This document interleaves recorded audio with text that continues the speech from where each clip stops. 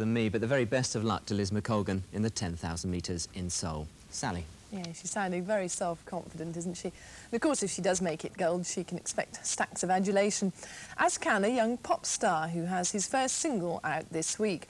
Well, nothing unusual about that, you might say, but what is different is that the singer concerned is tipped to be a really big star by someone who ought to know. George Martin, who produced the Beatles, says that the young artist Andy Leek has what he calls a marvellous talent. In fact, he was so impressed when he heard some of Andy's demo tapes that he agreed to produce 4 titles and went on to compile a whole album.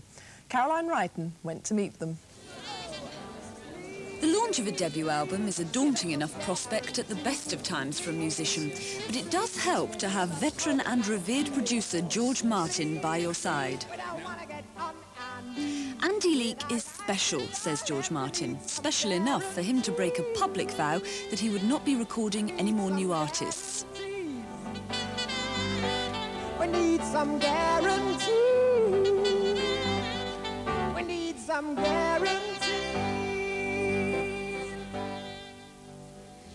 Well, it first started when Tony Smith, who manages him, sent me some of his songs.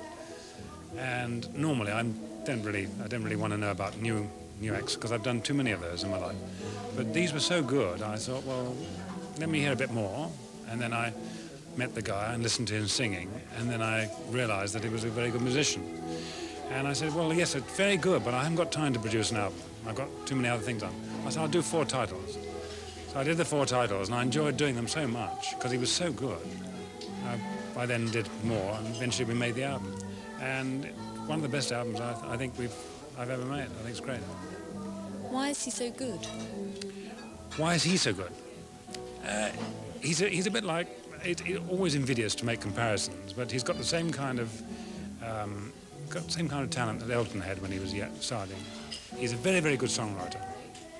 He's also got a great voice, and he's got a great command of music. You know, I think that he will actually go on to do scoring and writing for films and so on. He's got that kind of talent. Well, I was in awe of him when I first met him, obviously, because I've been a Beatles fan and everything since I was very young.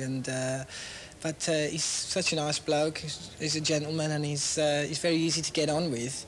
And he made life in the studio very nice for me because he surrounded me with all the right people, and I never had to worry about any problems because if I ever had any, he was there to take care of things. He's so experienced. So I wasn't in awe of him at all in the end. No, just like friends, really. It's making me down when I'm ever asleep, full of dreams of falling. The single from the album Say Something is called Please Please, and is the realisation of virtually a lifetime's ambition for Leek. My mum's still got a story, one of my exercise books from school, that it says on it, Andy Leek, age 6, you know. And it's just one of those when I grow up stories that I wrote in the infants. And it starts off and it says, when I grow up, I want to be in a pop group like the Beatles or the Rolling Stones. And it just goes on to describe, you know, that that's what I want to do, which is amazing, really, that I wrote that when I was 6. Does it have the feeling of a dream come true? Oh, certainly. It has a feeling of a dream come true, absolutely. When I was at Air Studios, I tell you, I recorded my album, I was just on cloud 9 the whole time. It was a really magical experience for me.